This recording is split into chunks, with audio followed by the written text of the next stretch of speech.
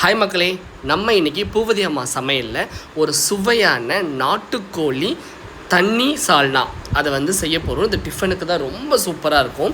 ஒரு மிக்ஸி ஜாரில் சின்ன வெங்காயமும் இஞ்சி பூண்டு போட்டு நல்லா அரைச்சிக்கலாம். இஞ்சி பூண்டு இல்லாதவங்க இஞ்சி பூண்டு பேஸ்ட்டை போட்டு அரைச்சி தனியாக வச்சிடலாம். அதுக்கப்புறம் குக்கரில் தான் நான் ஆக்சுவலி செய்ய போகிறேன். குக்கரில் கொஞ்சமாக நல்லெண்ணெய் ஊற்றி செய்யலாம். நல்லெண்ணெய்க்கு செம்மையாக இருக்கும் வாசனை. நல்லெண்ணெயில் 2 பெரிய வெங்காயத்தை நீளமாக கட் பண்ணி வதக்கிட்டு அதுக்கப்புறம் அரைச்சி வச்சுருந்த சின்ன வெங்காயம் பேஸ்ட்டை போட்டு நல்லா வதக்கிட்டு கொஞ்சம் மஞ்சத்தூள், காரத்துக்கு ஏற்ப வெறுமிளகாத்தூள், அதுக்கப்புறம் நாட்டுக்கோழி செய்யறதுக்காகவே ஸ்பெஷலாக நான் அரைச்ச மசாலா, அதோடைய மசாலா ரெசிபி வேணும்னா மசாலான்னு கமெண்ட் பண்ணுங்கள், அந்த ரெசிபி நான் போட்டுடுறேன். ஸோ அதை போட்டு நல்லா வதங்கிட்டு எண்ணெய் பிரிஞ்சு வரும்போது 3 தக்காளி நல்லா குட்டி குட்டியாக கட் பண்ணி அதையும் போட்டு நல்லா வதக்கிட்டேன். ஸோ அதுக்கப்புறம் இதுக்கு ஒரு மசாலா ஒன்று ரெடி பண்ணணும்.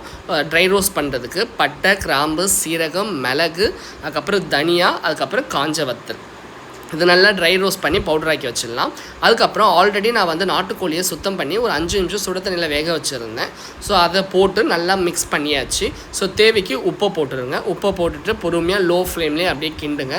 கிண்டினதுக்கப்புறம் நம்ம அரைச்சி வச்சுருந்த அந்த மசாலா, ட்ரை ரோஸ்ட் பண்ணி வச்சுருந்தோம் பார்த்தீங்களா, அந்த மசாலாவை எல்லாத்தையும் போட்டு நல்லா பெரட்டுங்க. நல்லா பெரட்டும் போதே உங்களுக்கு அந்த நாட்டுக்கோழி வாசனை தனியாக தெரிய ஆரம்பிச்சிடும். அதுக்கப்புறம் ஃப்ரெஷ்ஷான கருவேப்பிலையை போட்டுட்டு அதுக்கப்புறம் இந்த நாட்டுக்கோழியை ஒரு 5 நிமிஷம் வேக வச்சுருந்தால அந்த தண்ணியை மட்டும்தான் ஊற்றினேன், வேறு எதுவும் ஆட் பண்ணலை. ஏன்னா இது சால்னா இட்லி தோசைக்கு சூப்பராக இருக்கும். உப்பு காரம் பார்த்துட்டு ஒரு 3லேருந்து 4 விசில் மட்டும் விட்டால் போதும்.